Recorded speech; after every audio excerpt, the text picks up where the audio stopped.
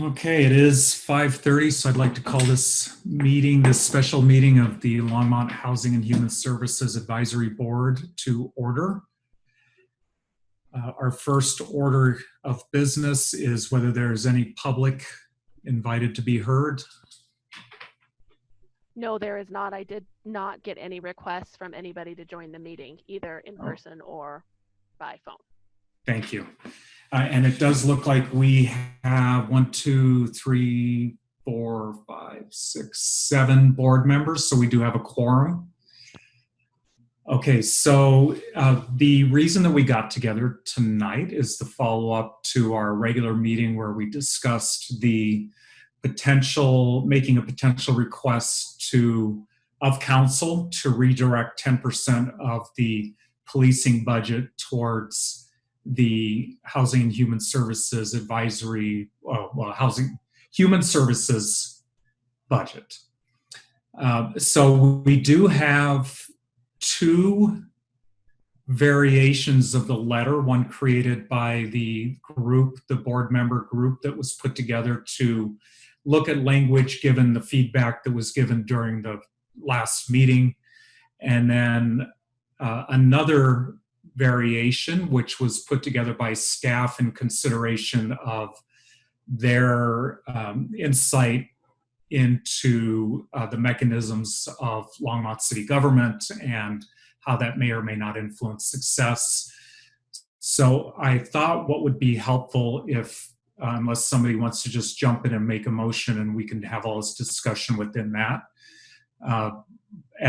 What I thought would be helpful is just to hear from each group, a representative of each group, on the rationale behind the wording in the document and proceed that way. I am open to a motion if somebody wants to start there. We're going to end there anyway, so we can have all this discussion within the motion as well. I'm agnostic on which way it happens, but I'm certain that some discussion will be of benefit to the group. Mr. Vice Chair. Thanks, Mr. Chair. If you want the motion now, I can make it. I would actually probably be more comfortable hearing from folks before a motion's made, just to make sure that before anyone here on this board states an opinion one way or another, that everybody involved in the process has a chance to get their thoughts out. I think that might be helpful. I tend to agree with that. If that's acceptable to the other board members, then let's go ahead and do that. So our board committee, our working group was comprised of Graham, Madeline, and Deanna. Yep, thank you. So why doesn't one of you open it up with your, if you can, just some background on the structure of the letter and why it was you wanted to create it the way that you did.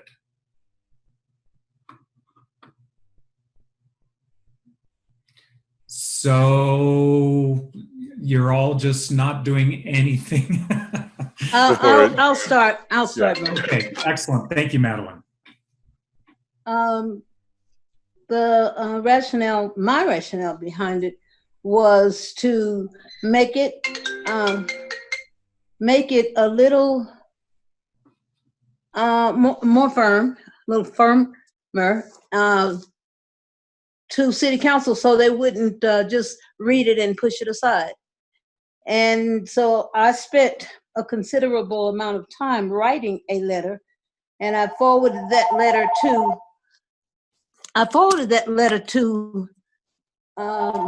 just a second. I forwarded that letter to Eliberto, and Eliberto, I'm not sure. I don't know.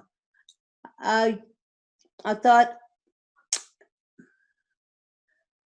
thought it would be shared with all of the board members, but I'm pretty sure he edited it. So other than that, that was my intent, to make it stronger. Right. So for Madeline's sake, yeah, Madeline sent her letter, and then the subcommittee on it, and then I made those edits, and then I sent it out to the subcommittee one last time for revisions, and then Graham revised it, and I sent it back out for any further comment or revision. Hearing none, I gave that to Nicole to send out to the board. So it was based on Madeline's original letter, and then Graham's revisions, my edits, and Graham's revisions to that to those edits. Thank you, Alberto. Madeline, I just wanted to ask you on this point of edits. Are you satisfied with the way that the letter turned out relative to your own intentions? Oh, yeah, it's okay. I just would have preferred to have been notified of that, but it reads well. It's a little lengthy, but maybe mine was too. I don't know. Okay, all right. Thank you. I have one other question. Alberto and Karen created one, right? They created a letter. Okay. I guess my question is, if we were working on this, if they were going to do it, well, why did they need? What was our purpose? Yeah, that's a good question, Madeline. So let's, if you don't mind, let's do this. Let's hear from Graham and Deanna. And then I think when we address the second version, Alberto and Karen will have an opportunity to give a more detailed response to your question. Does that sound okay to you? Very well. Okay, thank you. Deanna, would you like to weigh in? Yeah, so, I spent a lot of time reflecting and thinking about how this letter should be drafted in the most effective way to try and communicate our points. And I think obviously the main difference between these two positions is the advocating 10% reallocation from the police budget. And I can see the pros and cons to both of these approaches, but I think the subcommittee in our discussions we were interested in two things, right? Like making sure that we increase the budget if we can for our services, and also sort of being a little incendiary to try and get the ball rolling to get the community engaged in having this discussion, right? And I think if you take away that concern, then the second letter is probably more effective. I'm sort of, I guess, giving you my thoughts on the second letter, and I'm not sure that you asked for that, but I'm doing it anyway. But it may be more effective in terms of not alienating council, but it certainly isn't going to really push the envelope, I don't think. But so I think we all need to talk about whether that's our motive here or not, our motivation. That's really helpful. Thank you. Graham, would you like to comment? Sure. I think as a general report about how the meeting went is Deanna and Madeline both submitted revised versions of the letter, and then the committee reviewed both of those versions, and Eliberto, in real time before us, sort of cut and paste and wove those two letters together, and then we added some language and took away some language. So that's how the structure of the meeting went, such that Eliberto came up with the letter you see here. I think I personally was a little surprised about how the subcommittee went. I feel like some of the feedback I got from the larger group prior to included removing the relationship with the police, included detailing how much money and how is it to be distributed, etc. And I think the subcommittee group decided that a lot of those issues were in the purview of council and not us, and so it seemed like we were settled in on the letter needs to be sort of this value proposition, and then we added some interesting points about suggesting they request feedback from BIPOC groups about their interface with the police, etc., and a couple other main points. But yeah, I think the intent is to continue to be incendiary or provocative, or to make a statement about, number one, mainly that nonprofits need funding. We did before COVID, and now all the more because of COVID. And we think it's worth mentioning and relating, the issue about the public safety department and their funds. And then we mentioned those three programs, which are Angel Initiative and those, and we discussed that, and we discussed how those are in large parts funded by grants, though there is a baseline funding which comes from the department. Anyway, we wanted to specifically call those out as something we really want to encourage and appreciate about public safety.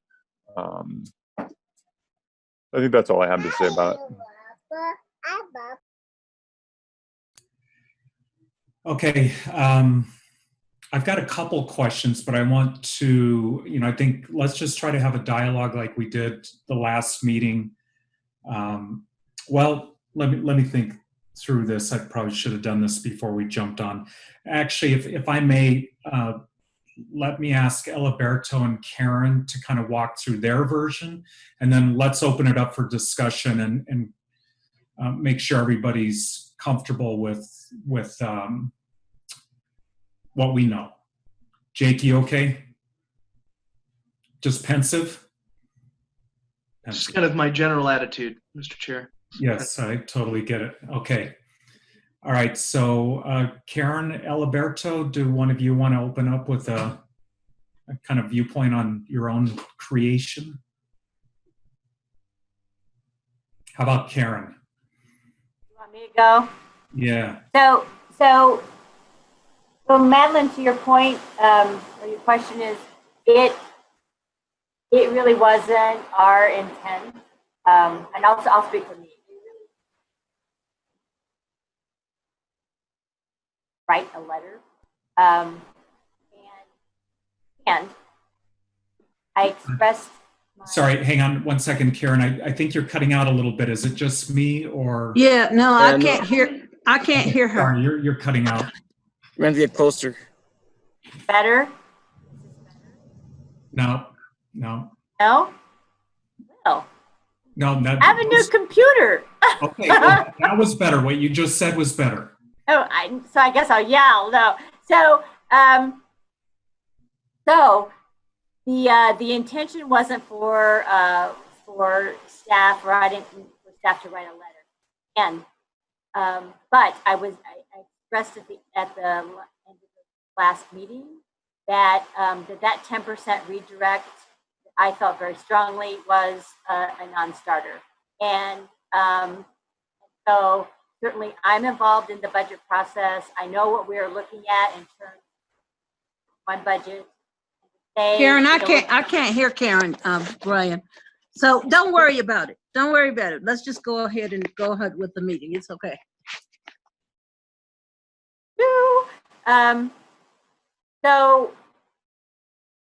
So it really was that 10%. And going back to what I think what Brian had identified in terms of that we wanted to try to highlight, and maybe it's back to really what's the purpose, what's the primary. What I had written down was money for human services was our number one priority, and then advocating to address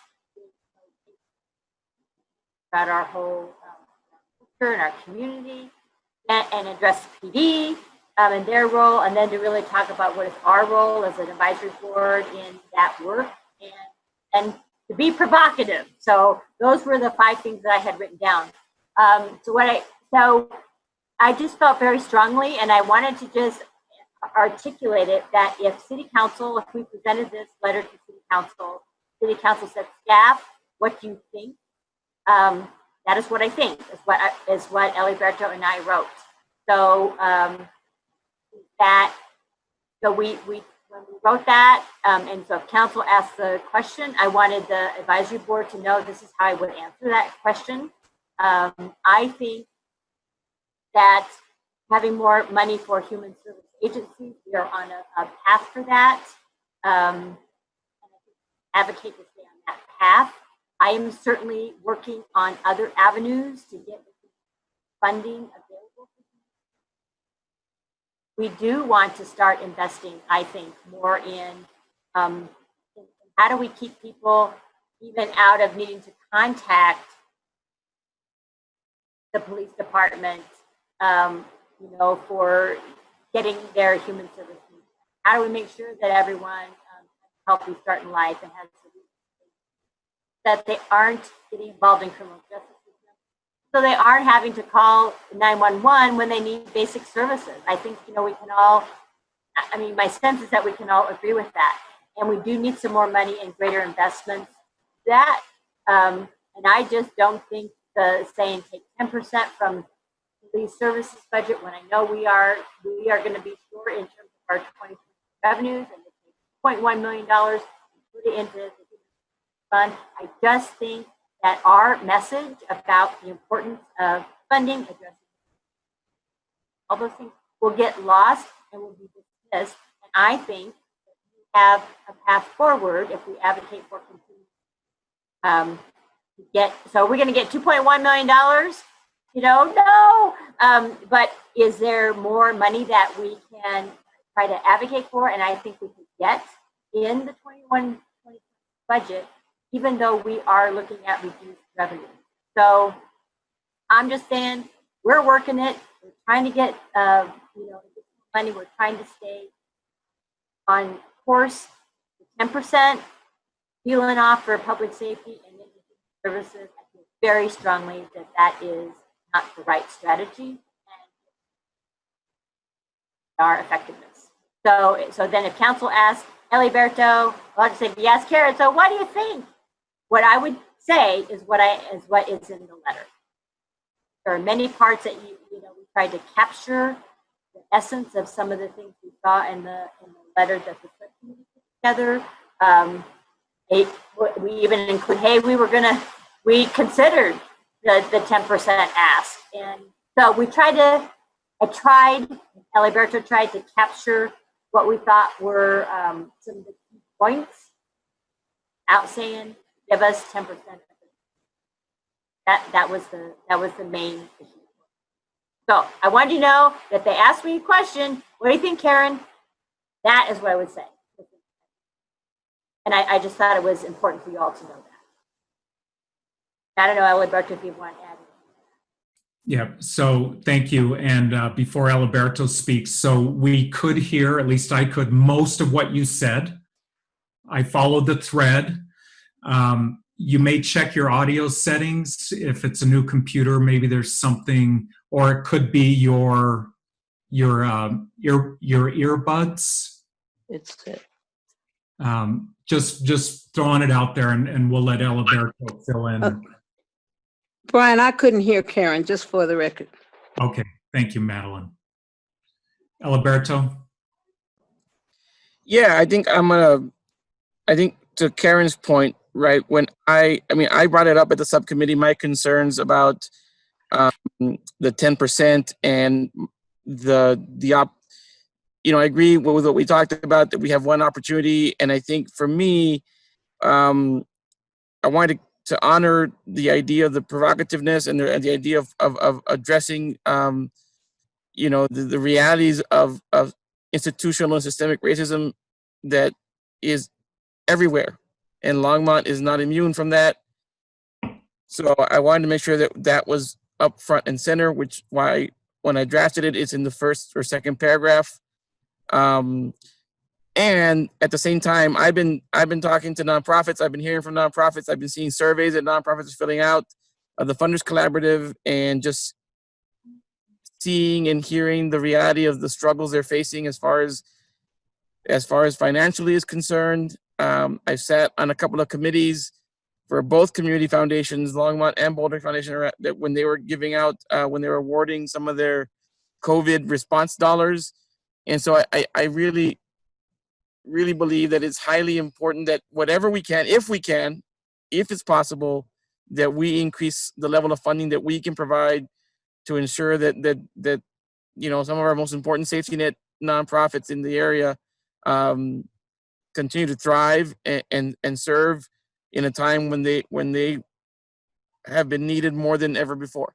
So that's kind of my focus is want to make sure that we honor what the board is looking for as far as addressing racism, and we want to make sure that we're the most successful as possible to increase funding to support these nonprofits. So that was my take when I helped draft this letter from the staff.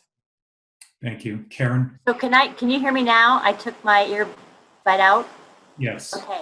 All right. Thank you. Oh, Sorry. Caitlin's saying kind of, I can hear it, but There's like static coming in on like every other word, which is making it hard to understand like the full context. Right. That's why I was putting my earbuds. I don't know. go ahead and give it a shot, Karen. It's important that you're able Well, I don't have anything more to say. I just wanted to check to see if this audio is better. I find it to be better. Better. Okay. Yeah. Okay.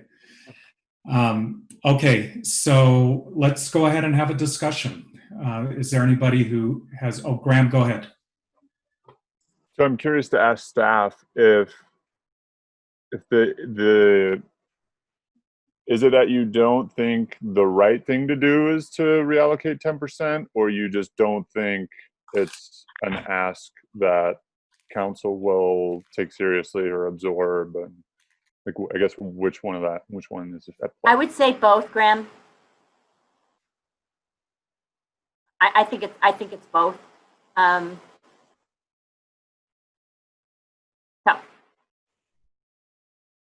I answered your question, so I don't really want me to say anything more. But thank you. Yeah. Yeah, because Okay. because we did talk about that there are.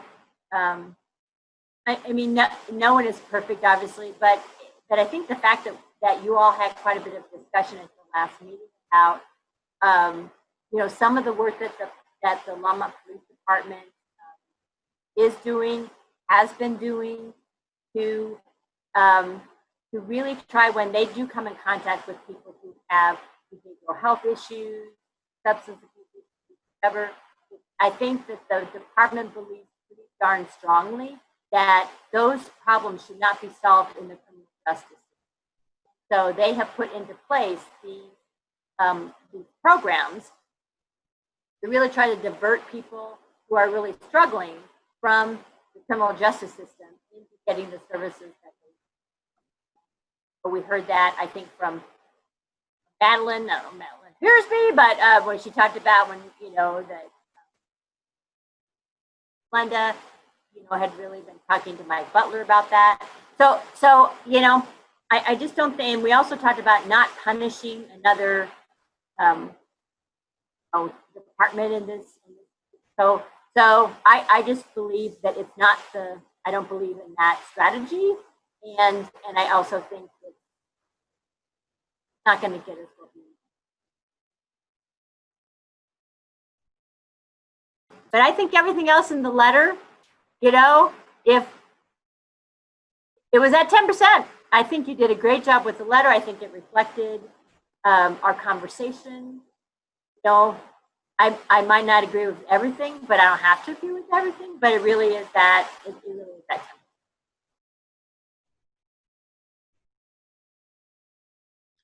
Can I say something?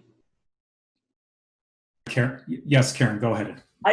Why can't we say like 10% of the budget that we're asking for, if the police can use that 10% to put it toward human services? I mean, why would we have to take it away from the police when if they allotted 10% of that budget to go toward human services? And that way they wouldn't take it away from the police, but they'd have to prove or show that 10% of that budget would go toward helping mental health and situations like that. I don't know. The only thing I would say to that, Karen, is that when you talk about a $2.1 million reduction, you're talking about layoffs. So I mean, it's big. So it's not that easy. So we're just saying, and I think so. That kind of hit on top of the reduction that we're going to have is basically we're saying, hey, we need to lay off folks that work in public safety, have additional money. Caitlin? Thank you. I can say for me, I fully understand where staff is coming from in terms of advising what they think the city will do. I can also say that I think our police budget needs to be reduced. I think the money needs to be out of the hands of people who have guns. I think that it needs to very clearly be distinct and separate. And so I think that it's really important to not just say in this time and to what we're reacting to, that it is not just about increasing human services. It is also about reducing the possibility of those funds getting reallocated next year within the police department to something that can be used to harm members of our community. I know that I think for me, it's really, it's tough because I do think there are good police officers, but the system in which they operate, regardless of where that is a system that relies on using violence and guns to ensure compliance with laws. And I really just think that in order to expand our imagination about what it looks like to have public safety, it means that we need to reallocate those funds to other places. I mean, even just looking at the total budget for public safety in Longmont, and then the police sub-budget as compared to like the human services that we're putting into the community here, there's a huge difference there. And granted, that's not all the city is spending on housing and human services, but there's a huge disconnect there. And I think that it's really important to make a statement that this is about responding to that call from communities of Black, Indigenous, and other people of color that's saying we need to divest from police specifically and invest in community scaffolding. And so I think, like, for me, I will always say, like, let's fund more human services, but it's important to have that pairing of divesting and investing together. Thank you, Caitlin. Other questions, comments? Jake, yes. Thanks, Mr. Chair. I take it we're kind of in the general discussion section of this conversation now. So I think I would ask folks on the board, and I first of all, I want to say I appreciate the position staff is in, and I understand where they're coming from. You know, a letter from an advisory board saying something like this could certainly start a community-wide conversation that isn't necessarily the community-wide conversation that staff or council want to have. I get that. I get the position that creates for them. But I think and I understand also, you know, kind of the fundamental thing that we have to ask ourselves in this conversation is, what are we trying to do here? Are we trying to make a statement about exactly what Caitlin's talking about, the gap between how we fund law enforcement and how we fund human services? Or are we trying to simply make a statement about funding for our funding cycle and the plan that council's on? Those are, I think, the choices. And wherever you come down in that conversation about what the point of this is I think you're going to come down here. For me, the point of it's pretty clear. And I think we as a board have an obligation to speak, you know, plainly about, you know, since we started the conversation, you know, about whether or not law enforcement is really the best and most effective provider of human services in our community, about whether we as a community believe that we should be asking law enforcement to remain the #1 mental health provider in Boulder County and in our community. Or do we want to say, hey, council, recognizing fully that the likelihood of council seriously considering a 10%, I mean, I think I want to make this acknowledgement, recognizing that they would seriously consider making that budget adjustment. It's pretty small, pretty thin, pretty slim. But we as a board starting that conversation and encouraging that discussion and saying, you know, what are we as a community going to try and do to create an environment where all of our residents feel safe, and where our law enforcement and our human services sector are doing the roles that they're supposed to do. and asking that question, which we've asked many times in these calls, are the services being provided by law enforcement on the human services side really someone, do you need someone with a gun showing up to a mental health welfare check? Do you need someone? And I think what we're doing by sending that first letter, which I applaud the task force for the work, and I thank staff for their assistance as well, and something I'm sure is not the most comfortable thing in the world. What we do by sending that first letter to council is saying, no, we want to have this conversation. We want to have this conversation about human services needs and whether or not we need to reconfigure some of this. So I am fully supportive of the first letter. I'll wait to make a motion until there's further discussion, but that's where I'm at right now, Mr. Chair. Thank you. Thank you. Anne? Well, I am not in support of the first letter. I think asking to defund 10% is not only realistic, but we do not know really how the department is working right now. I'd rather see somebody do an audit on the department and really see how they're doing. I know they have statistics. I know they have boards that look over what they do. I'd really like to know how they are doing and hear from the public how they think they're doing. And then, I read the letter that Karen sent from, was it Dan? Karen? And, he talked Yeah, about— that was an email that Polly passed through from Dan. Yeah, oh, that's right, Polly sent it. And he, he's talked about more work still needs to be done.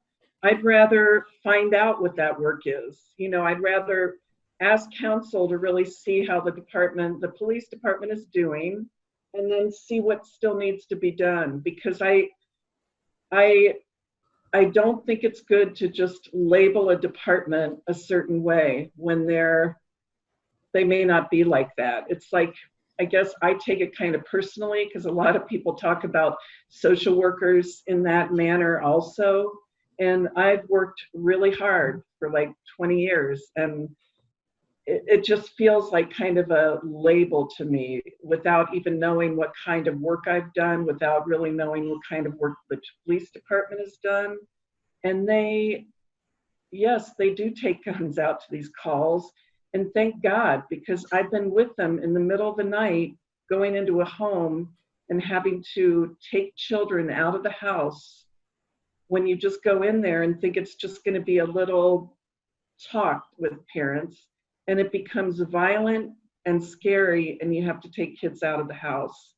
And so I think that you could just hope that these calls will not be violent is just naive. I just don't know what I would have done without them, or what we would do without them. And so I'm glad that staff came up with another letter. I think the letter that you all did was really amazing. I really liked it. I just can't really get on board with it. I think like Madeline, the work she's done with the Boulder Police Department is amazing. What happened there was absolutely horrible, and I admire her for getting involved and really putting herself out there to take care of that, because she was asked to do it, because they knew she'd do a good job. But I can't go along with it not knowing how the department is working. Because do you want to get in your car after people vomit all over in it? Do you want to be spit in the eye? The job is so hard, and to not know how that department is really working or not, I think it's just a slap in the face to say we're going to defund you. Karen Phillips? Yeah, I just, did anybody see that editorial about that policeman that wrote in this morning in the Times Call? He just commented that basically what he was saying in the end there is that the police could use more training, and why couldn't we, say something about taking that 10% and using it for training on mental health issues? I don't know why, maybe I see it too simply, but why we can't, but the guy was just saying, people want this and the police have given them that, and people want this and the police have given them that. And he finally said, we could use with more training. The police officers could use more training on mental health. Mm-hmm. Thank you, Caitlin, and then Jake. What I got to say. I think to respond to that, there have been several studies done on anti-bias training and mental health training for police. And as far as I'm aware and what I've read, which I have actually read fairly extensively on this, there is zero indication that it reduces use of force or that it protects or reduces the number of Black and brown people who are killed in this country. Zero evidence. There is an anecdote from a Black man who conducted anti-bias training for a police force in Texas. They were all in on that training. They did it for 3 years. They trained every police officer. They trained every member of their public safety team. That same police department, one of those officers he trained attacked him during protests recently, broke his arm, and put him in the hospital. That bias training did not protect that man from being hurt. And I totally get the desire and the belief that training can do this, but I think that the training exists within the context of how policing works. And if it's not evidence-based, I don't think we should put our money into it. I don't think we should be putting our money into training folks in a way that we don't know actually protects members of our community, which I think is the thing that and also it ends up that that training budget is still within the control of a police department, which means they're the ones who are picking who's doing it, how it's done, those sorts of things. And I just that's all I'll say about that. Thank you, Caitlin. Jake? Thanks, Mr. Chair. Just to echo a little bit of what Caitlin was saying, if you go and look at some of the work from groups like A Can't Wait, some other organizations that have worked on this issue, the data kind of reflects kind of that reality that what changes policing is not necessarily training, but is policy. When policy changes are made, then that's the most effective way to get where we want to go. I think kind of just reflecting on what Ann said, and I really appreciate what Ann has to say. As I mentioned here before, my dad was a cop in the city for 14 years. I recognize it's an awfully hard job. It broke him mentally. It's a brutal job.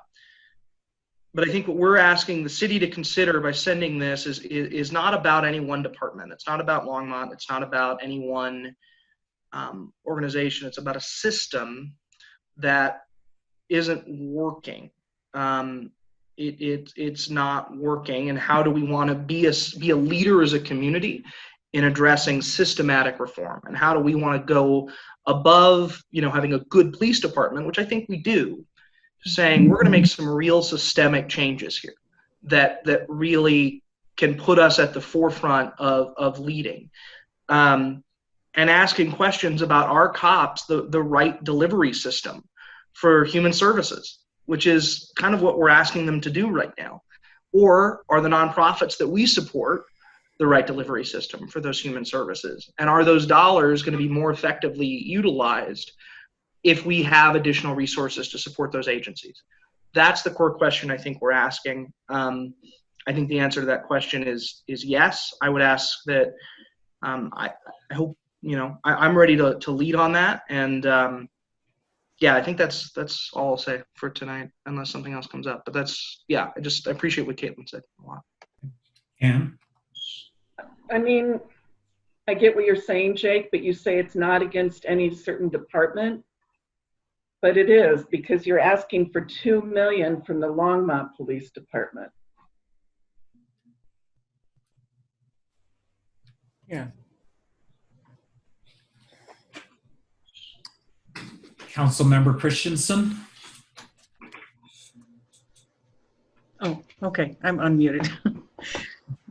I finally got in. Sorry I'm late. I had a terrible time with the computer thing. So I really think it's important that we have this conversation publicly, and I applaud Graham for bringing this forward. It is a difficult conversation, but this is the time to do it. We can't lose momentum. I agree with Ann, however. I we are trying to punish a department that has done nothing but try for at least a decade to do everything that it needs to do. You can say that we don't need a mental health person to go along with them on a ride along, but we do. The police are the front line of this. Nobody else gets called when somebody who has mental health problems that you love, who's part of your family. I mean, I know people who've done this. Their kid goes bananas, and he's a full-grown person that is living at home because he has autism or whatever, and they call the police. If they don't mention to the police that this person is their son and that he has mental health problems, then the police will assume that this is just somebody who's threatening them. You have to tell them that this is a mental health problem, and then they will get somebody who specializes in de-escalating. And these are not people who are part of the police department. They are specialists who come along with the police, that the police contracted with specifically to help them with this, because these are people who understand how to de-escalate the situation. There isn't anybody else who's going to do this, because the police are the only people who do this. They are the only connection with homeless people who are causing problems or whatever. So they know how to connect them.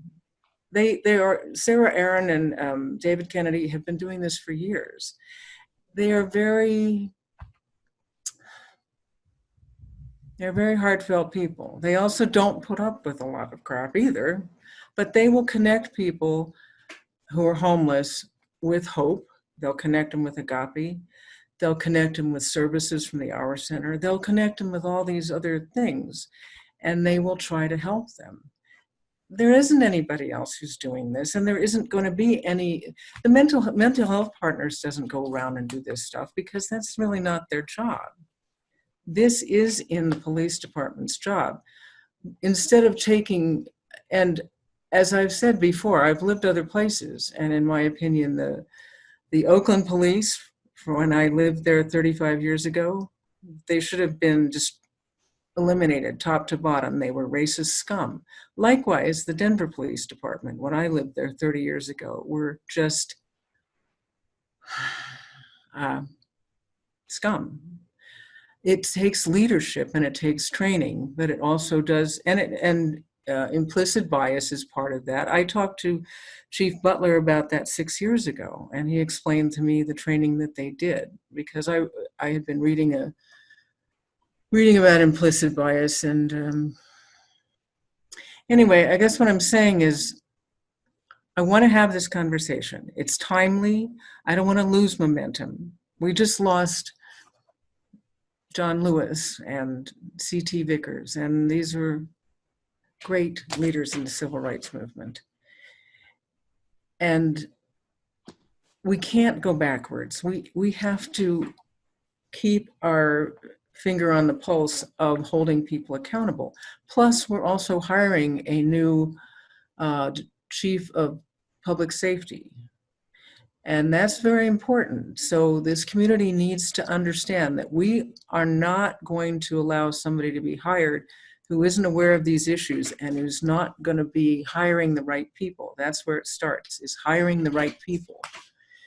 If you hire somebody who's a racist to begin with, no amount of training is going to fix that. And I believe our department has tried very, very hard to get the right people in the first place. But I do think it's useful to have this letter. I think it's useful to have this discussion.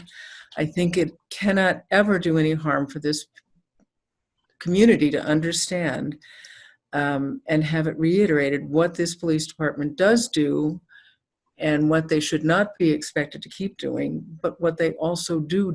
Most of the homeless people, I think it's like 35% of the people who are homeless because of domestic violence. When the police go to a home where there's domestic violence happening, they have no idea what's going to happen. No idea. They have to have a gun. I don't like that. Nobody who would do that job. Very few of us would do that job. It's really difficult. If I had a family, I would not put myself in that position, but they do. And we need them. So they need to know we hold them accountable, and we need to know the stuff that they do. And this is a good way to start the conversation. Whether I agree with everything in the letter is irrelevant. This is a way to have that conversation. And so I applaud doing that. Anyway, that's all I have to say. Thank you. Caitlin? Hi. Sorry, I feel like I have said a lot here, and I don't want to make sure that other folks have room to speak as well. I think a couple of things stood out to me from what Councilwoman Christensen said. The first is, I think, the assumption that a reduction in funding is a punishment for police, I think is a really dangerous way to think about how we fund various things in our city and in our communities. Reducing funding is not a punishment. It's a reallocation of our priorities. When we reduce school funding, it's not because we're punishing schools. When we reduce funding to other areas, it's not because we're punishing people for that. In the same way that allocating additional funds is not necessarily us saying, you have done the most amazing job. It's because we're reallocating our priorities. And I think, to me, like, that is a really important mental space to be in, is that taking funding or saying that we should reallocate funding from the police is not to say it's because you personally have done a bad job. It's because we are saying our priority is on funding these community services. Whether you've done a good job or not, whether that should be part of your job is up for debate. I also think, like, there was a mention about some people are the only ones who are in contact with homeless folks who are causing issues. And my response to that is a little bit like, why are they the only ones? If we, of course, in some ways, there's not going to be anyone else when that's where we're putting our funding. There's no opportunity for alternatives when we are saying that they are the only ones and can be the only ones. And the final thing, I guess, is I think it's great to hire somebody, a head of public safety, who is going to look for hiring the right people. But my husband's life, my children's life, other members of our community who are Black and brown, they cannot rely on us happening to hire the right people. We need systemic changes so that, because like a neighbor calls the cops on my husband because they don't recognize him because he's Black in a mostly white neighborhood, I can't rely on the fact that he's going to be lucky and get a police officer who is not going to turn that violent. I can't rely on that. Like, that is not something that I can sleep with at night, and knowing that that's our protection for members of our community. And I think to that extent, it means that, like, we need alternatives that people can call. We need we need systems that are holding them accountable. And it's not clear to me that we necessarily have those systems when we're piling a whole bunch of different jobs into the police. One of the ways to hold police accountable, and others, is by actually separating those job duties, right? So, like, Anne, you're a social worker, having what you do be separate and sort of your scope of practice. Your scope of practice doesn't include arresting people. As in the same way, having police, like, very limiting the scope of their practice is one way we hold accountable and we make sure that we can keep members of our community safe. Thank you, Caitlin. Karen Phillips, did you raise your hand? Well, no, it's just, as far as, I think the conversation needs to be had for sure. And, however that can happen, because, we know issues, but like Caitlin was just saying, who's to know when you knock on the door if there's an issue? And, who are you going to turn to if you're not going to turn to the police? And if a policeman comes to the door, like Ann said, who knows what's going to be behind that door? And you're not going to be able to just have a social worker appear out of nowhere to help the situation out. These are spontaneous things that happen immediately. And, you know, the conversation needs to be had. And, you know, I think we've got to find ways of, you know, we can sit here and talk about this, but there's no solutions that are happening. So if we open the door to conversations, because like Madeline said, you know, there's a great pool of people that we should be able to come up with something, but it's really complicated. And I suppose we need to, you know, start the conversation. Thank you. Deanna, did you raise your hand?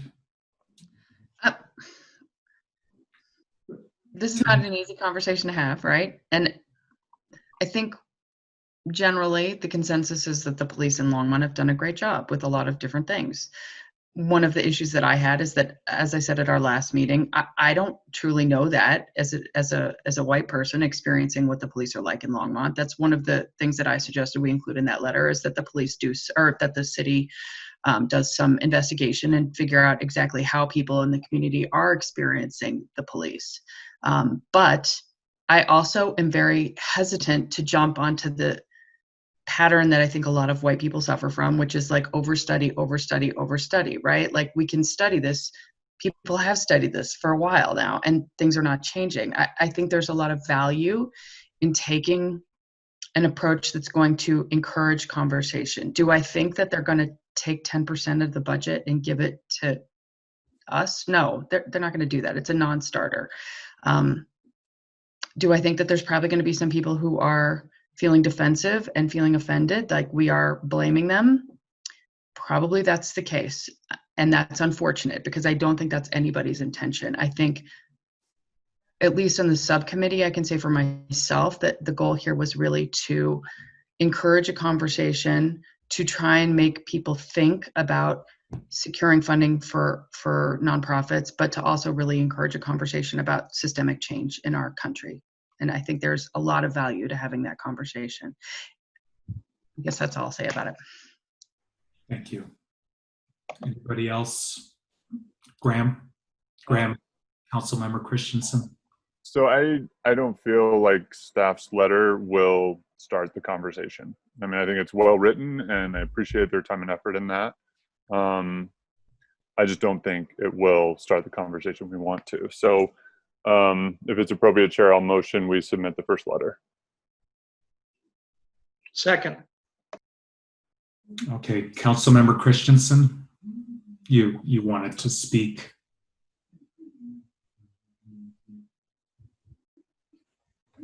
I like Deanna.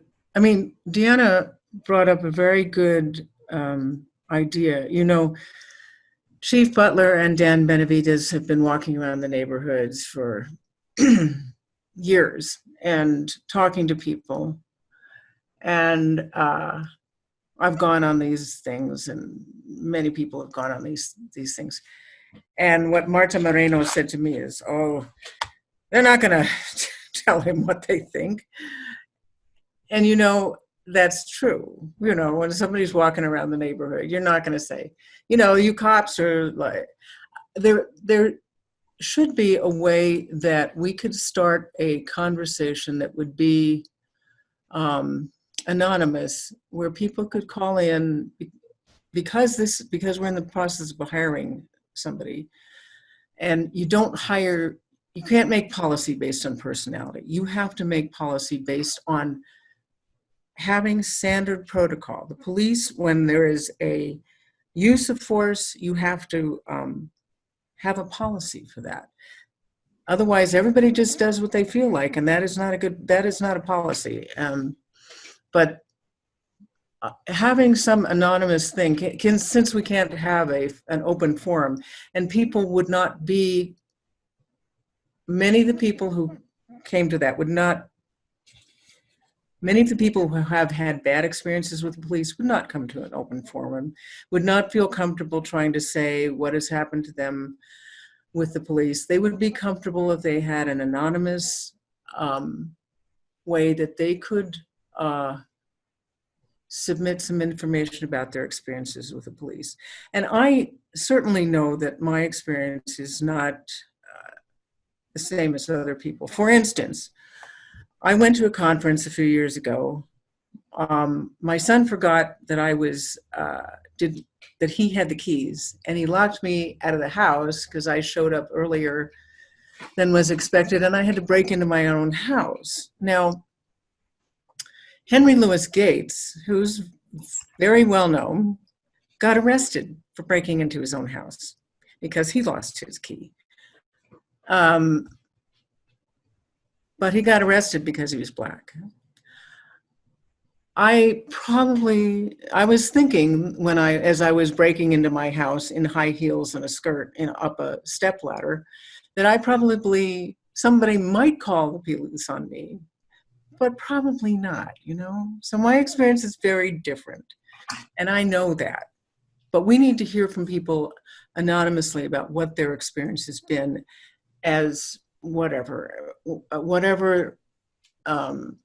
whether it's as a woman, as someone who's gay, as somebody who's Latino, as somebody who's Black, whatever. Some anonymous way that we can know whether they feel that they have been unfairly treated by our police department. That's the only way we'll ever find out. So I thought Deanna's suggestion about a way to do that would be an interesting thing. I'm not sure how to do that, but because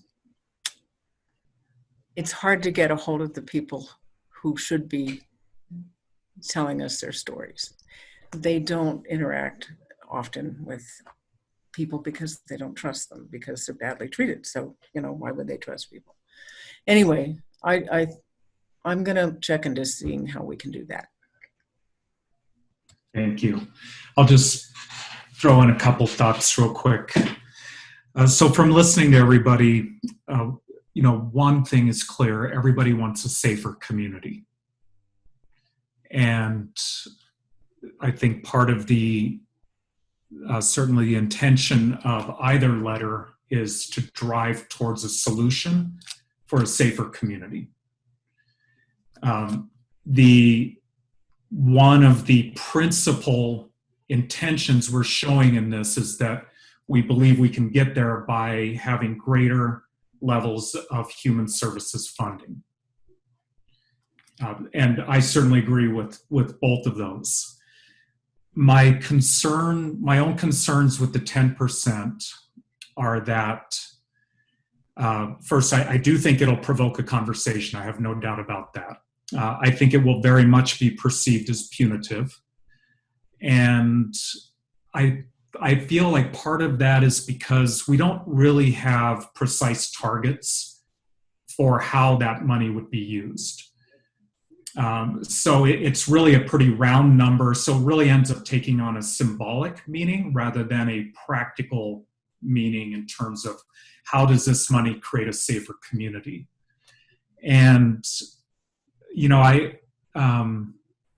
what I would love to wave my magic wand and make happen. I don't have one, but if I had one, I would wave it and say, what is the path to a safer community in terms of I worry that if there are, let's say that taking 10% away means fewer police on the street.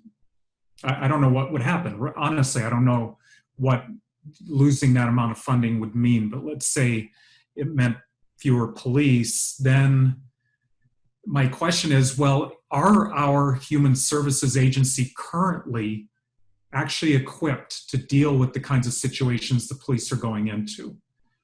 Or do they need training in order to be equipped to go into these more volatile situations? And if so, are we asking for funds to train those human service agencies? Is there a transition plan from the police as a partner, moving responsibilities away from them and towards non-police, non-armed elements of our community? That's what I would think, okay, let's have a transition plan. And so I fear that this will be perceived as punitive, and it'll put us at odds with the police department, who actually serves as a critical partner in a lot of the services that do happen. Granted, a relatively imperfect partner. So those are just, some of my own concerns, but I think however this vote goes, we certainly can acknowledge that we do want a safer and a better community. And there is a sense of urgency around doing this. And there is a moment that we need to capture. So, I think the disagreements tend to come in exactly how to do that to the best possible effect. And frankly, we don't know. I mean, there is this is a new conversation for everybody. We just don't know. So that's my 10 cents. Mr. Marsing? I have a. Go Okay. ahead, Madeline. Sorry, no, go ahead. Go ahead. Go ahead, Madeline. Oh, okay. Now I'm wondering, having heard everybody, now I'm wondering, should we be sending a letter at all? And You had to drop the bomb, didn't you? well, I mean, and then the other side of that is Karen is going to be asked by council, what does she think? She told us what she thinks. So why are we doing anything? Now I'm questioning our intent. Thank you. Jake? Council may not ask me. So I've just said if, then that's how I would answer. They might not ask. Thanks, Mr. Chair. I actually had a practical question for Karen and Alberto and staff. What happens from here with this, if anything? I mean, does this go to city manager and the mayor and say, when do we want to put this on an agenda? What is it? Does it just get sent? What happens if we were to adopt the first letter? What happens?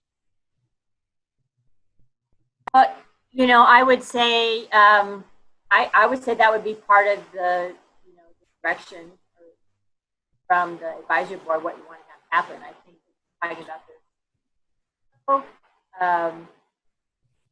I think Holly had suggested that we,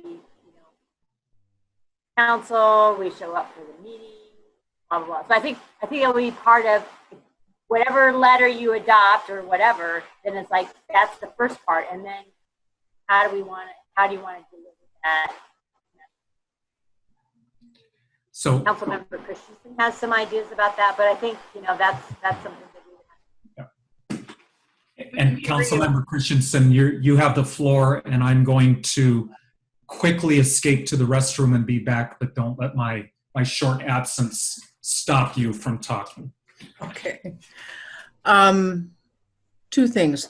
Anybody who wants to see how the police spend their money can look at the budget. It's public information, and it's broken down into line items of, this much is spent on radios, this much is spent on video or cameras, this much is spent on software upgrades, this much is spent on salaries, this much is spent on pensions, etc. So that might be informative to some people. I would think that this would be sent to the city manager and the city clerk for distribution to city council, and then I would think we would put it on the agenda. I think that unless we do that, it won't be put on the agenda, because I asked for about 2 months ago for a presentation on the police department's use of force. That hasn't happened. Anyway, yeah, I think we should do this because we need to keep the momentum of this moment going, to have these discussions, however difficult they are. Nothing happens unless you have difficult conversations. I mean, nothing happens. So let's have a difficult conversation. Wow, Brian, you're fast. I'm impressed.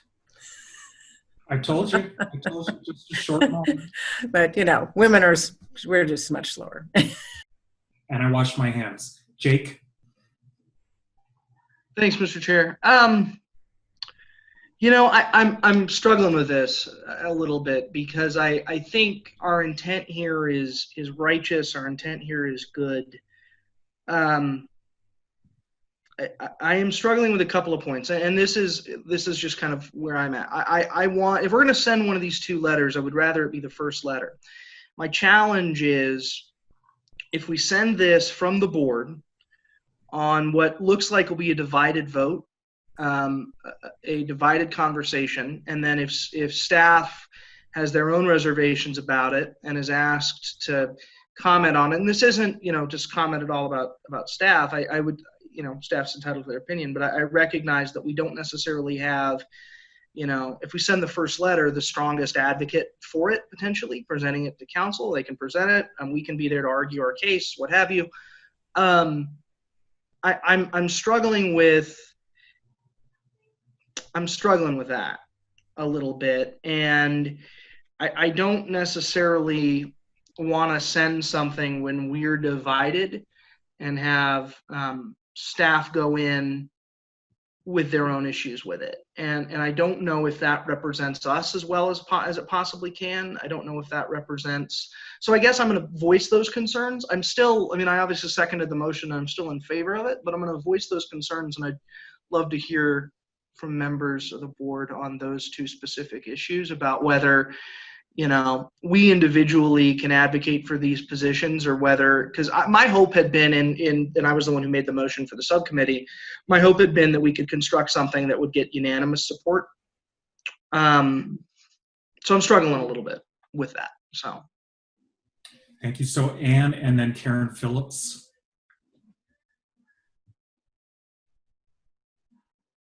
I guess I would rather see us take a little bit more time and really think. I'm hearing what Madeline said, like, where are we at this point? I would like to see real change in the community. I would like to find out if and what the problems are in the police department in Longmont. And then I would like to spend some time, maybe it's a community meeting, or maybe what Polly said, surveys are sent out. I do that all the time at work, and it's amazing what you get back if it's anonymous and you can just, get information that way, and then really see what change we need to do. Much more, I guess that's how I'd like to see it. I'd like to explore how things are working in the Longmont Police Department, whether that's city council checking it out, or community members, or maybe there's already a committee that does that, finding out what the needs are, and then finding out what people in the community say about it, and then going from there. But I just think sending these letters is not the way to go. Thank you, Anne. So it's Karen Phillips and then Karen Roney. Well, how's the best thing to do to get the conversation going? How do we get the conversation going? By this letter, or, like Polly, she knows with the city council, but, if it doesn't get on the agenda and that kind of thing. But, how do we get the conversation going where they're not defensive and all that kind of thing, and we're, dividing the police against the human services? So how could we start the conversation? What would be the best way to do it? Yeah, great question. Right, so let's treat that rhetorically for a moment, Karen, and then Karen Roney and Polly. So, what I want to speak to is, I can't hear you, Karen. You're cutting in and out. Just lean right into it. Oh, so I want to speak to Jake's point about staff, and I'll just speak for me. So what I just want to tell you is that it's not our role to work actively against what the advisory board wants to do, and we would not do that. So I can, but sometimes, it's not all the time, is that what I just wanted to make sure that if we were asked, what do you think, we would say something along what's in the letter. But we would not have a role or actively advocate against whatever the board chooses. So I I appreciate you making that comment, and that I wanted to clarify that. But I also wanted to be transparent as I said, hey, what do you think? We would pretty much go with about everything that you have in your letter except for that 10%. That's all, but we would not work against it. That's not our rule. Thank you, Karen. Councilmember Christensen. I also, several weeks ago, I said, oh, let's get on the stick and get this in by the August 1st, because we'll be back in the council chambers. Well, the council chambers are all done, but, you know, we can't really use them the right way. And so we're not going to be back in there until September.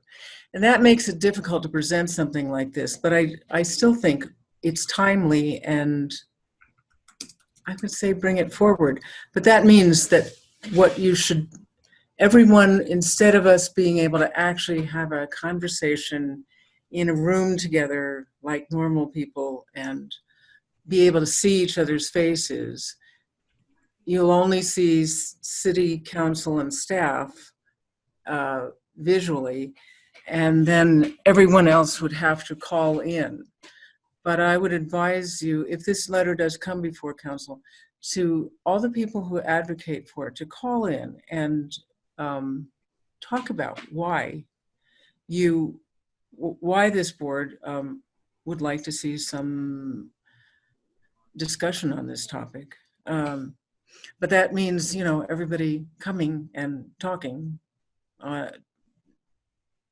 well, phoning in and talking, which is not terribly onerous, but, you know, it isn't what I would like to see, which is a big, happy family having a big discussion, or having a big community forum where we could sit at different tables and people might be more comfortable saying, well, when I was walking down the street one day, and I think that solely because I was Latino, somebody called the police saying I was doing something suspicious, and the police did this and this and this to me. And I'm telling you this exists in Longmont. I think that will never happen.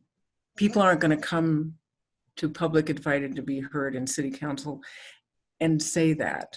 They will do that maybe in a smaller group. The only way but anyway, it is what it is. We have this virus, and we have to diminish it, and we will. But meanwhile, we have to cope with what we have. But we also simultaneously have a crisis going on all over this country, in the fact that white people can now see on phones and videos Black people have been seeing their whole lives. And we have to address it. Graham. If we change the 10% to 5%, would Ann, staff, and Karen, would you guys be in more support of the letter than I'm surmising you are now? Ann? No. No. Karen? Meh. You know, I don't know if that's really my so I think, you know, it's really that redirecting. I think it's important to have the conversation. All these things. Well, you know, 5 is less than 10. I just think it's the concept of directing. I think that we have other. Again, it's not my letter, so. You know, I'm willing, if everyone else wants to do the first letter, I'm willing to, if I'm the only dissenting voice, I'm willing to step aside, if that's what you all want to do. I've been at this for 2.5 years, and if it's important to you all, and you want, you know, you want it all to be together, and I'm the dissenting voice, I'm happy to just step aside. Well, I would just, thank you, Ann. I would suggest that there's no need, certainly, to have anybody step aside because they're in disagreement with, elements of what's being voted on. I mean, that's why we have a vote. And that's why we have a quorum and a majority carries. And, in regards to us having differences of opinion, that makes us more like a real family than the actual happy family that we probably would all like to think we are. And I do think, related to Councilmember Christensen's strong suggestion that if a letter goes in front of council, that we support it. Well, we are there to comment on it as members. We all can still have a voice without saying, I don't support it, right? I mean, I think everybody can say, this is what this was a hard decision.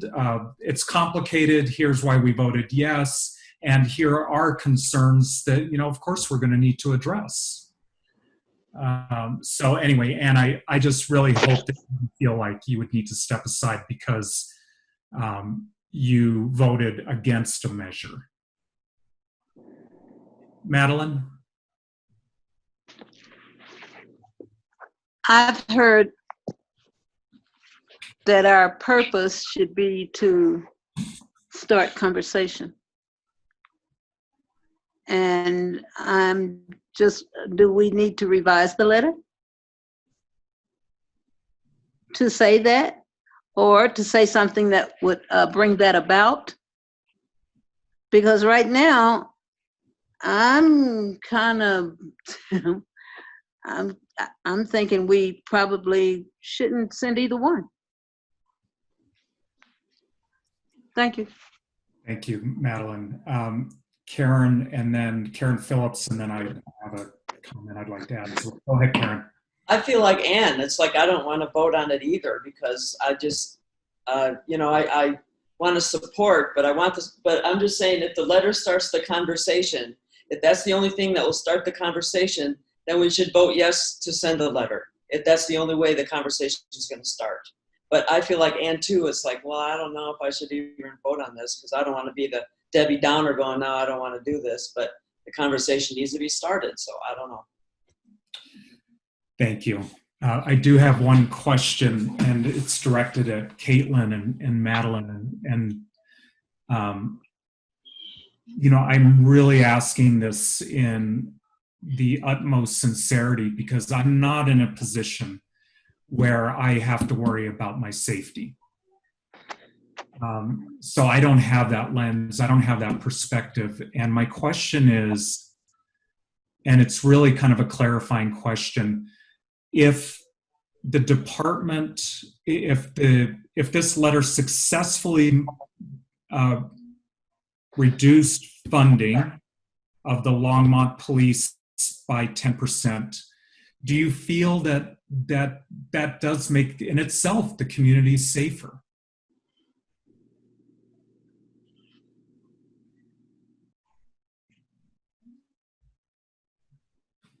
And that's not intended to put anybody on the spot. I'm sorry. I almost am sorry for asking it, but I'm really trying to get down to some of the intentions and underlying motivations behind what we're doing and what we're talking about to understand that piece of it a little bit better.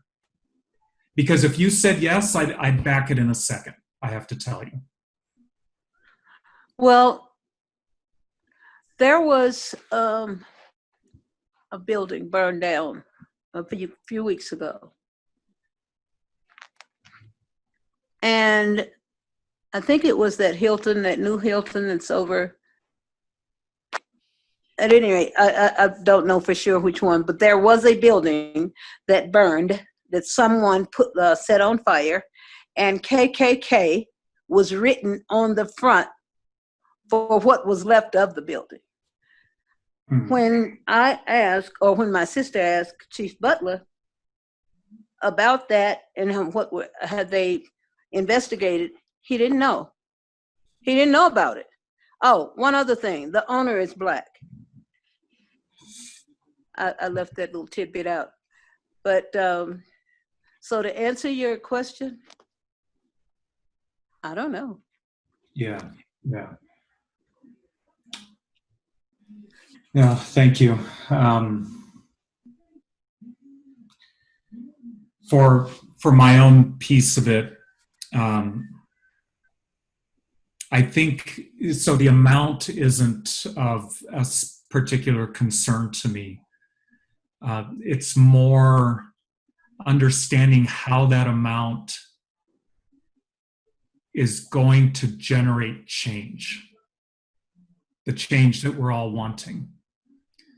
And so I do, for a large part, go back to this idea of, you know, if we said we would like to see 10% of funding redirected to moving police activities and social services into social services with I don't know what the hell to say, you know, corresponding training, blah, blah, blah, whatever, right? To me, that would feel much more comfortable because we would have a clear idea of why we want to move that money. And Caitlin, your point about, you know, the psychology of having guns, being prepared to use force, having that as a primary tool in the toolbox. You know, it struck me. I mean, that is we're seeing that with the militarization of our police force, and increasingly these movements towards more and more hostile reactions to community events. And that is, I mean, that's real, and that's what we don't want. How do we affect change in that? Caitlin. I wanted to ask if others have seen, there's a document that's put out by a group called Critical Resistance that basically talks about, and I'm happy to share it with staff to send to folks. It's a lens for looking at funding decisions and whether they sort of increase the likelihood of the use of violence versus adequately funding alternatives. It's something that I learned about a couple of years ago, but has been really helpful for me to sort of like frame thinking around these kind of questions. And I'm just, I guess my question is if folks have heard of it, and one of the things it looks at is, does this funding increase power of police in a community, or does this funding increase community power around safety, for example? And so there are some examples. For example, one example would be like putting more money into building more prisons is a way that you sort of transfer more power into prisons and police without necessarily having clear indication that makes communities safer. And then there's a contrast to like funding more housing and human services and what that looks like. And so I don't know if anyone else has seen that like framing of funding, but it's something that I think might be interesting for folks to look at if you haven't seen it before. Yeah, thank you. That sounds spot on. Anne? I think we should vote soon because it's getting late. But I wanted to say maybe what we should do at this point is I'm really proud of the conversations we've had tonight and the other night. Like it's hard. And I'm just, Madeline said it's not very complicated. In some ways it's not complicated at all. But I'm just proud of all of us for being able to do this. And so maybe the next step is just having City Council watch these and see how it's weighing on our hearts and seeing how much as community members we really, like, Caitlin, I just feel for you and the situation you and your family are in, but I have my own feelings about the police department, and I just think it's really heavy but inspiring as well. And maybe they should watch this. But I think we should vote too. Yeah, thank you, Ann. Jake? It's a question for Councilmember Christensen. Thank you, Mr. Chair. I think we've all kind of said tonight that what we want, including folks who support sending the first letter, at least I won't speak for others, I'll speak for myself. I want to start a conversation about policing, and I want to ask our council to think about not the way things as they are, not about the great work David Kennedy does or about the good work that a lot of our Longmont Police Department does, but ask hard questions about whether that's really how the system should operate, and whether that $2.1 million we're talking about would be better used in the nonprofit human services sector than in the hands of law enforcement. That's the question I think I want to ask. So, but I also don't want to have a conversation that, and I agree with you, Ann. I'm very proud of the board and the work that we've done. And I appreciate the work of staff as well. I don't want that conversation to be, I don't want our decision to send a letter that is potentially very difficult, because I know what happens when things go in front of council, to become a partisan political fight where everybody runs to their corners very quickly and where the city just, I don't think that serves our interest, right? Because what council would, I would think, would be inclined to do in that case is probably try and, I don't know if put it in a drawer is the right sense, but try and minimize the impact of what we're doing if it comes from us. So I guess my question for Councilmember Christensen would be, do you, Councilmember, need a letter to start this conversation, to start this dialogue about structural change and about funding police? Or is this potentially something that council can take upon itself under the advisement of this advisory board and say, hey, we want this conversation to happen. We want you to carry this, we're passing this torch on to you and say, hey, we really want to see this happen. We want this conversation to be had. Could you do that? Or do you need this letter? If you say you need this letter, I'm going to hold up my support of it and send it your way. I would just think that, so I'll ask the question, do you think you need this letter to start that conversation? Yeah, I do think I do, because I've been trying to get them to do a presentation on the protocol for police use of force for months. And I keep getting kind of stiffed. And they said, oh, well, you know, it's on the website. That's not good enough, you know. It's not good enough. Nobody cares what's on the website. You have to have a public discussion about it. And if this board, which has spent several meetings now discussing this, really feels strongly about, they want to have a public discussion about it, that would be very helpful, because I can tell you the minute I bring up something, there will be 3 city council members who will oppose whatever I do just on general principle.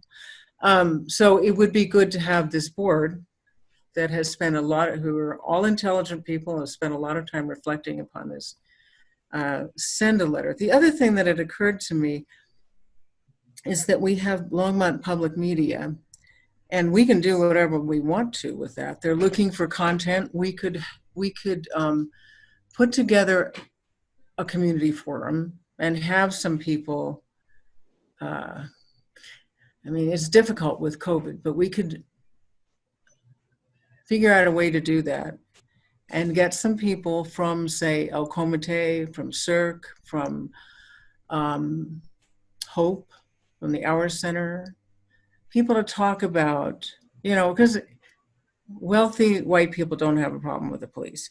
It's poor people who have a problem with the police. So find people who are usually served by the very services we're talking about, you know, human services, and have them talk about their experiences.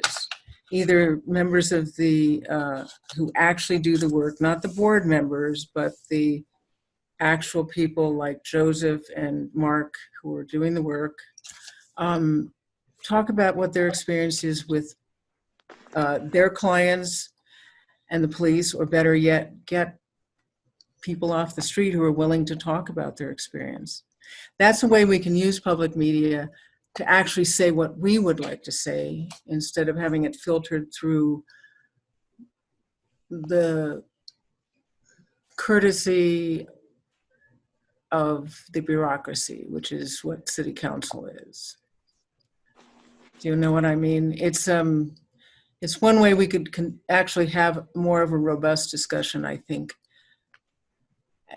I just don't think we can discuss this enough. We just have to keep discussing the reality of the situation of different groups of people in our society, because it's very, very different. Thank you. So Madeline wanted to say something, then we'll go to Jake, and then we'll call for a vote. All right. I just wanted to correct what I said about the building that burned. It did not burn down. It burned. And significant damage was at Ken Pratt near the roundabout. That's the location. And also, I wanted to add that of those organizations that Polly mentioned, we now have an NAACP, just so you know. Thank you.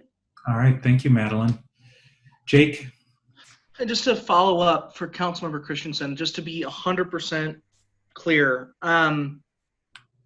you're saying that you believe you do need this specific letter with the 10% request to start this conversation, or are you saying you need the support of the board to start this conversation? You need something from the board in order to go in this direction? Because because I'm hearing you want the board's backing and support, and I think we could all get there.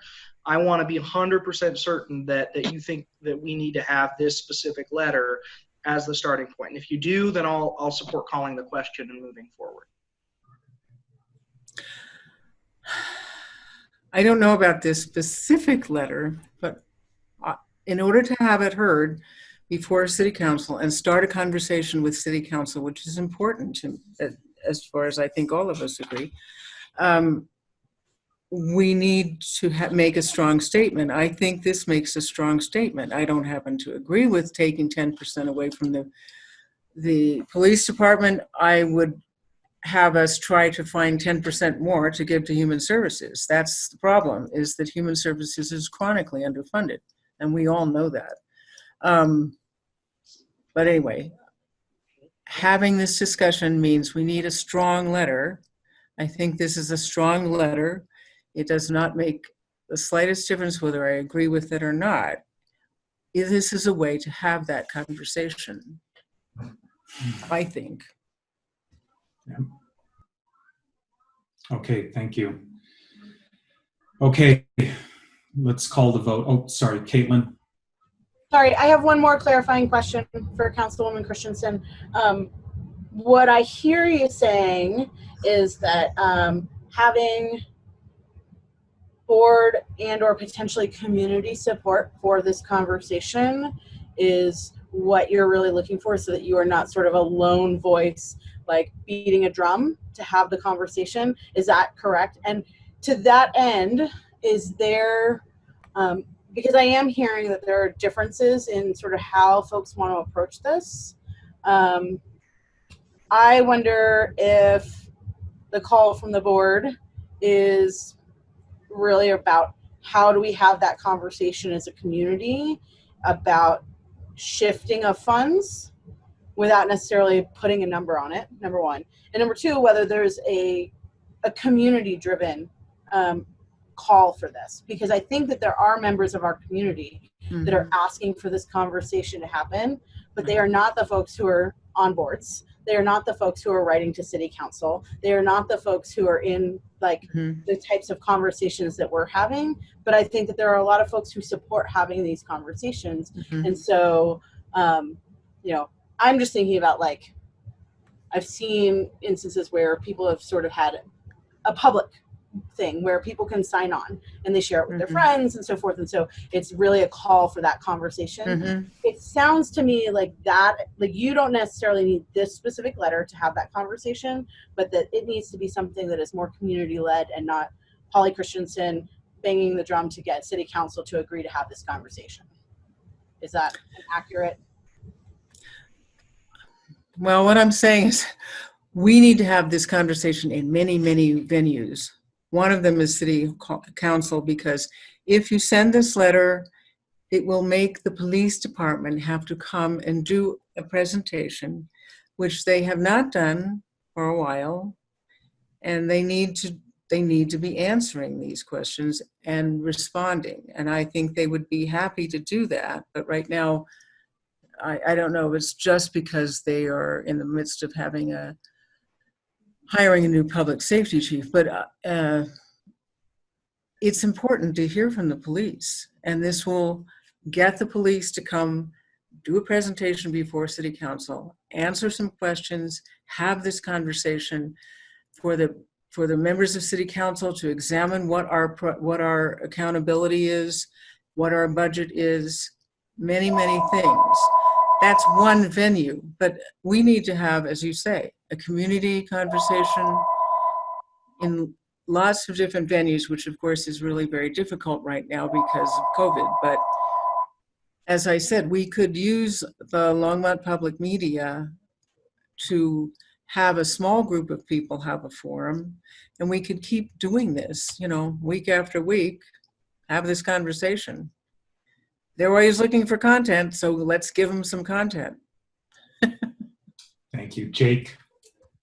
I guess my question is, are we sure that that will be the outcome, Councilmember? Are we sure that us sending this letter will actually get the police department down to council more than the community push and council's a majority of council's insistence? I guess I just am not. My challenge right now is, I hear the concerns of the board, and I hear, the concerns of. I hear these concerns. So I guess my question is, will it though? Will it actually create that outcome? Because I'm not, in my head, confident that it would.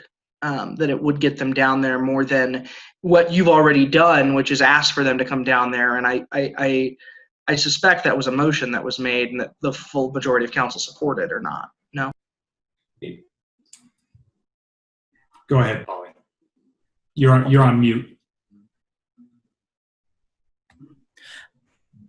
I don't remember whether that was a motion. That was a suggestion to the city manager, but I don't think it went beyond that. I don't think anything's, it's just right now, everything is very, very backed up and difficult. However, I don't see any public outcry. So this is a community advisory board. This is a board that is public, that's part of the job is to give city council your advice. And so give your advice. Yeah. That's all I'm saying, because there's no guaranteed outcome on anything in life, Jake. But this is one thing we can do, and it will get some discussion going, and we have to keep the momentum going to have a discussion about how safe. You're on mute again.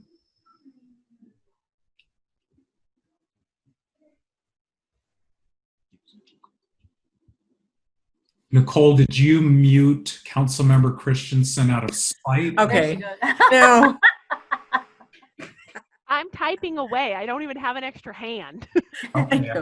This is it's hot, and we're all trying to figure out what's going on, and it's getting late, and we're hungry, and the pizza's on its way. And anyway, so be an advisory board, advise council that they need to have this discussion, that they need a presentation from the police department about what they do, what they don't do.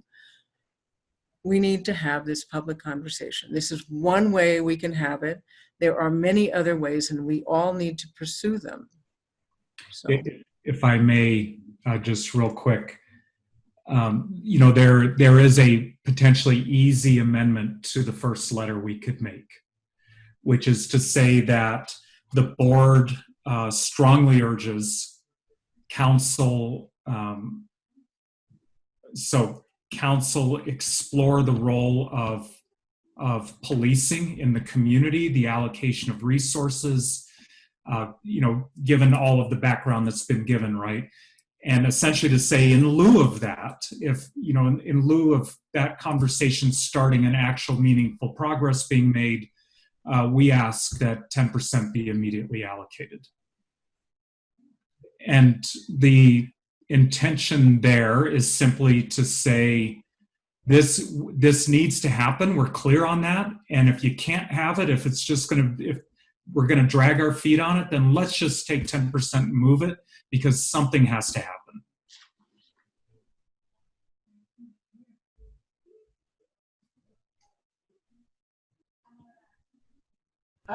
Caitlin? I think that like that idea of like revising the letter in a way that says like we need to be having these conversations, not just this board. This board has spent a lot of time on it, and I think it's really important to actually share even that with City Council, to say like this is a conversation that's important in our community. City Council should be having this conversation. Other boards and committees should be having this conversation in our city. Our community should be having these conversations, and and if we're not willing to engage in those conversations, yes, let's just do something. Because if like the conversations are better, I think, than just like transferring funds. But like if you're not going to have the conversation, do something and just be done with it. Like if you don't want to engage the public and the community on these questions, here's a quick way you can just be done with that conversation and not have to like get into the sort of weeds and the mud of it, because it is like it's hard stuff.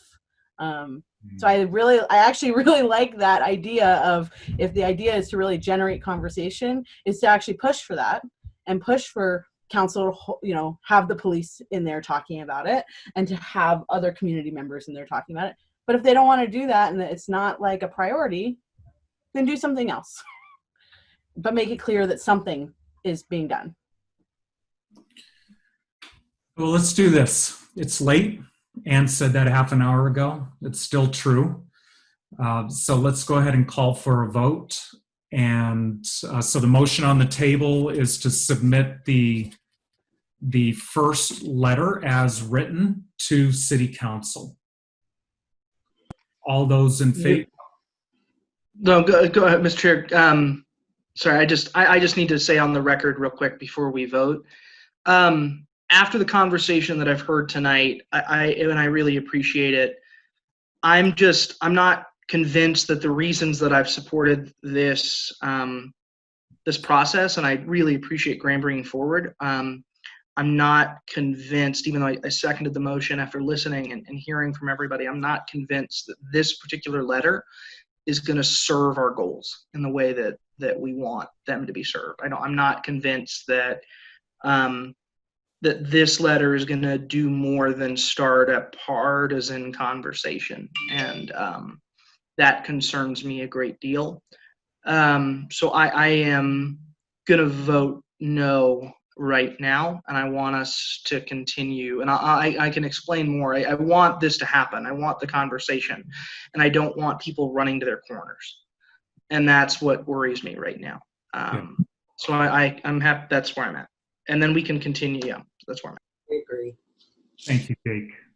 Okay, and my expertise on Robert's Rules of Order runs an inch deep and about 2 feet wide. I don't even make it the mile. So I'm thinking there is still a second on the table. So we will call the vote. So all those in favor of submitting the letter to council as is, please raise your hand. Leave them raised so Nicole can make a record of your vote.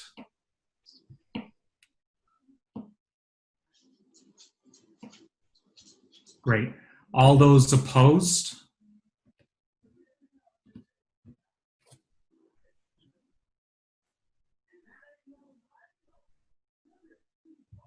Any abstentions? I didn't know what Madeline did. Yeah, Madeline's Madeline? I'm abstaining. You're abstaining. Okay. Yes. Nicole, my rudimentary finger math tells me that the motion did not pass. You are correct. Okay. Okay, so it's late, and one thing I do know, outside of the fact that it's late, is that we are all agreed something needs to happen. Yes. It wasn't this exact manifestation, but something needs to happen. Councilmember Christensen, do you have a recommendation? Or Yeah, at the next meeting, which is a regular session, I'm going to recommend that we have this discussion. I'm going to explain that we have had this extensive conversation and recommend that we have a presentation with the police because we need to have this community conversation. thank you. So, and I would like to work with Anne maybe about trying to get some community survey things, since you say that you've been doing that. I think we could do that through the city, but my experience with that is that it's the same people again and again who respond to the city, and they are usually not the people who are having problems. Maybe not. A different time. It's a different time. Yeah. All right, let's go Jake and then Karen Roney. I want to make a motion, Mr. Chair. If Councilmember Christensen is going to do that, I want to move, in fact, I do move, that this board offer in our record, I don't know quite how to phrase it, and if anyone has some phraseology advice, I would take it. Support for Councilmember Christensen bringing up this discussion forward and bringing it to council, and some kind of an acknowledgement that we would like this community conversation to take place that is reflected in our record. So I'll make that motion, and if someone has a better way of phrasing it, I would accept that. I second. Okay, thank you. So we'll go into discussion real quick. Karen Roney. So the only thing, the one thing that I wanted to just mention, and a couple of folks have really talked about it, is the value of the conversation that this advisory board has had tonight and roughly 2 weeks ago. I think it is, we might want to think about how to create or include, or Holly could suggest, a link to our last two meetings where this, I have referred people to go to look at our conversation last time about how to have a challenging conversation about a very challenging topic. Have people listen and acknowledge, respect, even shift their beliefs. You all were amazing. And I think several of you talked about how proud you were to be part of this body. And I think tonight is also a great example. So I think there is value at some point to figure out how to share this link in a way for folks to really look at. This is how you have these conversations. These are the ingredients of having difficult conversations about helping people understand their ideas and thoughts. That amazing work. Thank you, Karen. Did Nicole. we have a motion on the table about? Yeah, I just wanted to see if Nicole could, if you recorded what Jake said so we can get a clear motion. Yeah, I might need a little help. So it sounds like it just was motioned for community conversation to be included in the advisory board's record. Is that what you wanted? So that's. Oh, yeah. Go ahead, Jake, and then. Oh, Alberto, if you were kind of on the same. I had a thought. I'm not sure if it's exactly what you're saying, but I did have a thought. So what I understood from the motion is to formally support Councilman Christensen to bring this conversation to City Council and that it'll be recorded in this board's official record. That's the way I understood it. That's a better way to phrase it. Yeah, that's what I'm after. Thank you. Sorry. No. Okay.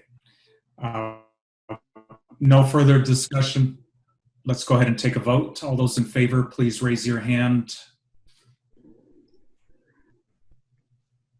Hold on. I'm coming. Or you can just say yes. Oh, Yes. thank you, Madeline. I got it, Chair. Okay. Any opposed? Any abstentions? Okay, the motion passes. I do want to just end by saying I really, beyond what we just did, I think this board should consider what further actions we want to take.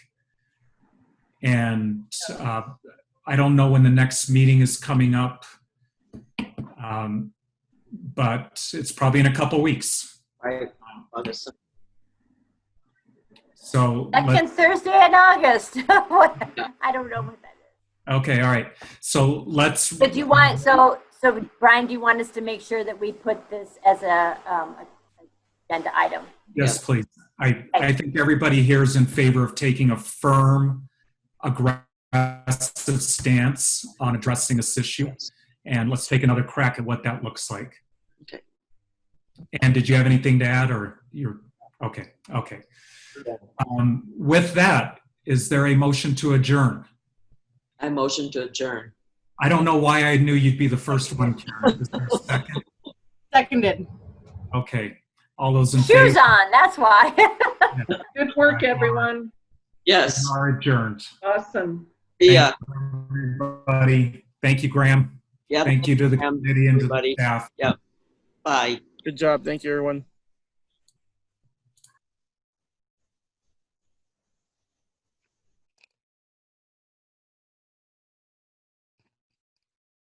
Oh, okay. All right. So, Try your headphones, because I agree. I think it's your fan. well, they said they couldn't hear me when I had my headphones in. See, and I thought your headphones were better, but that was just me. So should we switch? They said they couldn't hear me at all with my. So what happens is, like, you talk for here, do you want to come sit at my desk and I'll talk? I want to hear what it. Yeah. I want to hear what it sounds like. So let's switch.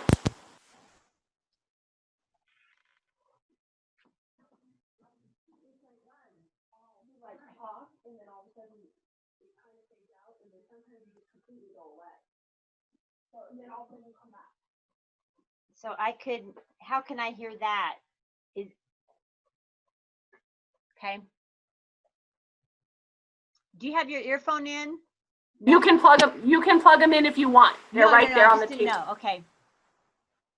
So I'm just talking into your computer normal without headphones. Hear the difference? Like, you just start talking and then all of a sudden it just disappears. And I think maybe if you go like this, but who wants to look at somebody's forehead? But I can hear you. So you're not so I'm not cutting in and out or doing anything funky? Seriously? Right. That is really weird. Let me, like, A, B, C, D, F, G. Here, I'll read. I can hear your voice. I'm going to close the door. Oh, yeah. You just have too good a hearing.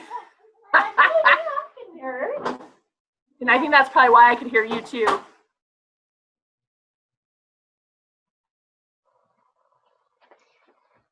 Okay. Okay, so I'll just sit like you would, like kind of back at your desk and kind of answer, and I'll just read. So, dear Longmont City Council, we're living in a moment where community-minded people are urging their city leaders to redirect portions of police budgets to groups specializing in addressing more comprehensive human needs. How was that? So I didn't hear like the last word. That's what happens. All of a sudden you talk fine and then it just disappears. I don't understand. What happens when you put the earbuds in? Sorry, maybe you don't want to share those. We're probably violating some COVID thing. Oh, I'm sure we're totally violating it, but that's okay. So does that help any better, or is it still weird? I'll read the next. Therefore, we are tasked with reimagining what it looks like to get Longmont's community members to the right responder at the right time by increasing access to the ready and willing nonprofits that are equipped and educated to meet those I mean, I needs. can hear And is it like solid for you? mostly, yeah. And I think honestly, I think it's going to depend on the person's computer on the other end, like how well their mic is. So I think that's why like Madeline was struggling because she was on a phone. Yeah. And Brian, knowing Brian, he probably has a super fancy, like, you know what I mean? Like just a more up-to-date thing, so it wasn't a struggle. But that still isn't right because your old computer, you could But you can hear my laptop just humming. It just is. Oh, I can hear it. Hum. Yeah. Yeah, it's just going. I don't think that's right. And your old computer, you could hear you crystal clear all the time. Right. So I would almost ask Jeff, yeah.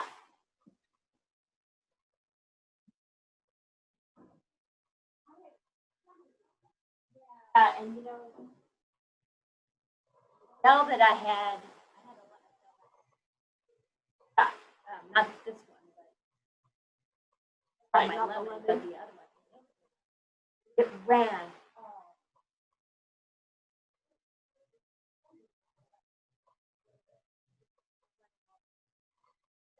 Were we still we were still recording?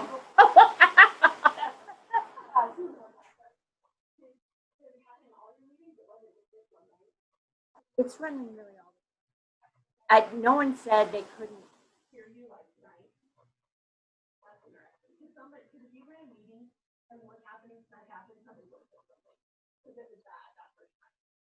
Let me go stop it so Susan doesn't laugh at our conversations. All right, stop.